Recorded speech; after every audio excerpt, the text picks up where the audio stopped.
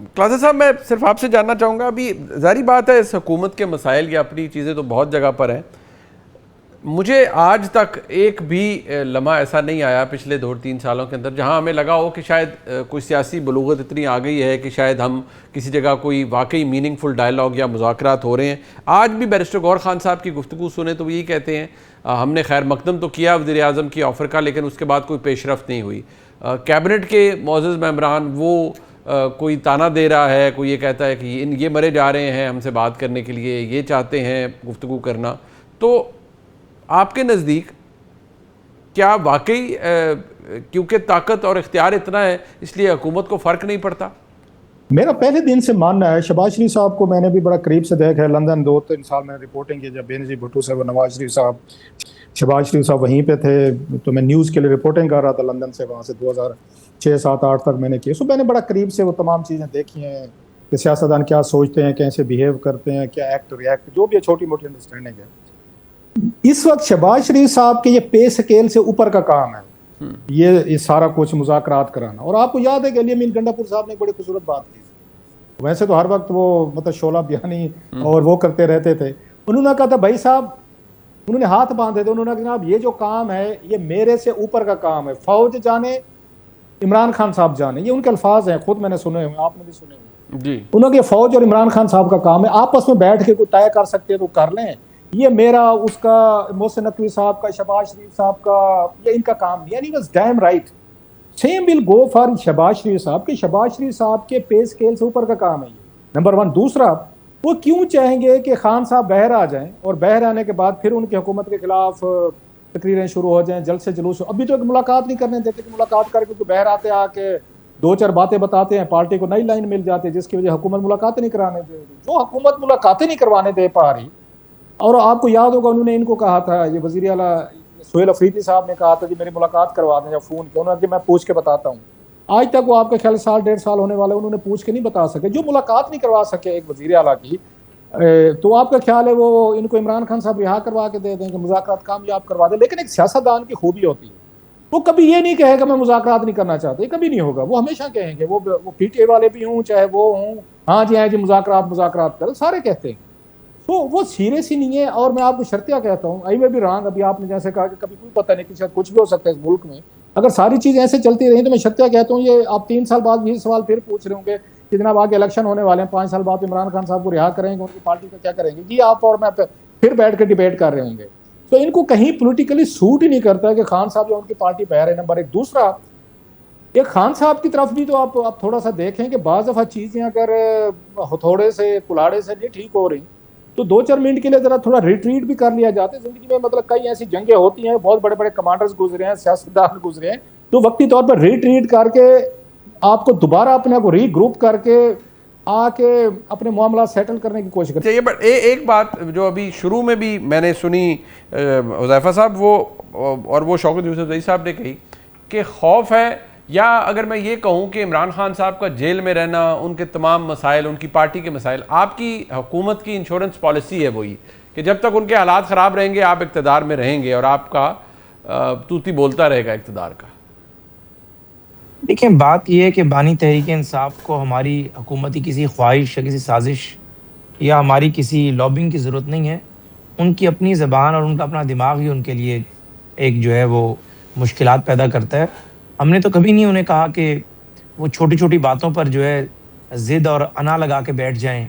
हमने उन्हें नहीं कहा था कि 9 मई के बाद जो भी सूरत-ए-हाल डेवलप हुई वो अपने लिए कोई रास्ता ना निकालें। हमने कभी नहीं उन्हें कहा कि उनकी बहनों का मुलाकात का मौका दिया जा रहा था तो उन्होंने कहा नहीं 1 बहन नहीं जाएगी 3 जाएँगी। डॉक्टर का मौका दिया जा रहा था, उन्होंने कहा नहीं ये डॉक्टर नहीं होगा तो ये होगा। मकसद ये है कि सियासत के अंदर सबसे अहम चीज़ लचक होती है और सबसे अहम चीज़, आप जो बड़ी प्यारी बात की ब्रदर महबूब नासिर साहब ने, कि आप अपने वक़्त का इंतज़ार करते हैं।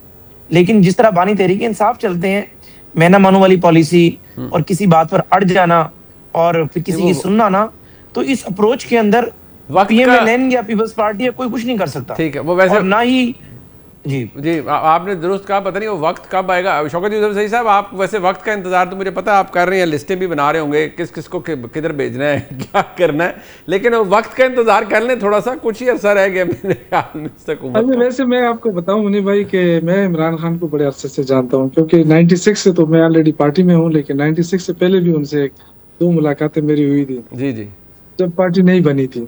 उस वक्त हम उनके वैसे ही वो थे।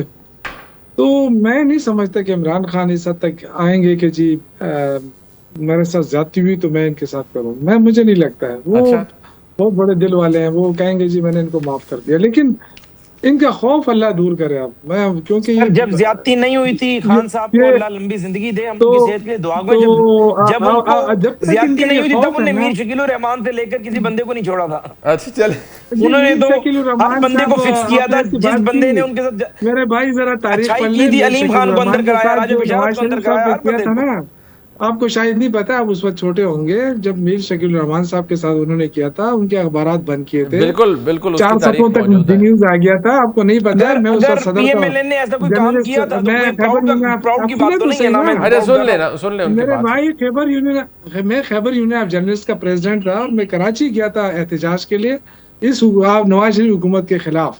तो ये तारीख जरा पढ़ लें। जितना मीडिया को नवाज शरीफ साहब के दौर में दबाया गया था वो एक तारीख का हिस्सा है। अगर हमने किया तो गलत किया है। मैं इसको बिल्कुल, ठीक मैं है। कभी भी इसके हक में नहीं हूँ कि आप किसी मीडिया को दबाएं या किसी जर्नलिस्ट को दबाएं कि जी आपने ये स्टोरी क्यों दी।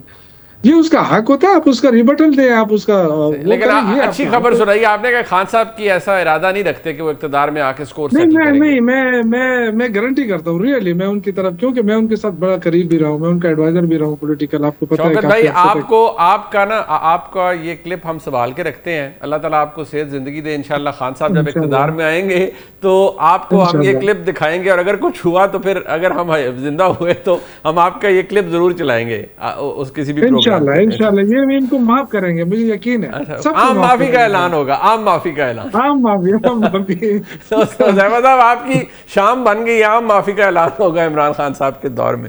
नहीं, मुझे ऐसी तवक्को नहीं है, क्योंकि अच्छा। जिस इमरान खान को मैं जानता हूँ जी और वो बड़ी विंडिक्टिव है। आप कहाँ से बंदे को जानते हैं मेरे भूलते नहीं भाई? है। मैं बता देता हूँ, गुजारिश कर देता हूँ।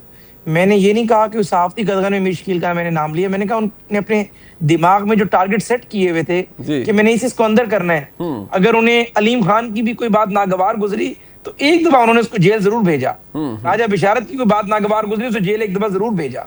तो अर्ज ये है कि बानी तहरीक इंसाफ ने जिस किस्म की इंतकामी कार्रवाइयों का जहन में एक फैसला किया, फिर उसको एग्जीक्यूट भी किया, जो भी अंदाज उन्हें अपनाना पड़ा। ठीक तो है। मेरे ख्याल से अच्छी बात है अगर वो माजी से सबक सीख गए हैं और अपने दिल के अंदर अगर बड़े ज़र्फ का मुजाहरा करेंगे। माजी से लेकिन सबक मुझे नहीं लगता है सीखा ऐसा नहीं है। उन्होंने, उनको देखे जितने लोग अंदर हुए जेलों में उसमें इमरान खान का कोई हाथ नहीं था। ये मैं जरूर मानता हूँ कि कुछ लोग हमारे साथ जो शामिल हुए थे जी जी।